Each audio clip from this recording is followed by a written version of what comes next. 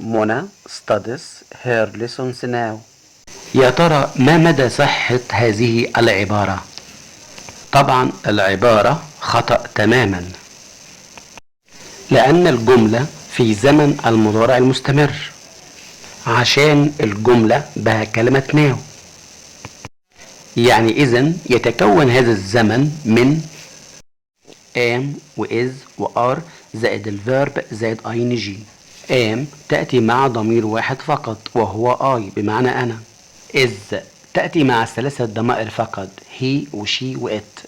are تأتي مع ثلاثة ضمائر فقط you we و they. طبعا الضمير هي يحل محله أي اسم مذكر، وأيضا الضمير she يحل محله أي اسم مؤنث. منى is studying her lessons now. طبعا رجعنا الفعل إلى مصدره الأصلي وهو study. طبعا إذا عجبك الشرح لا تنسى اللايك والاشتراك في القناة وتفعيل زر الجرس.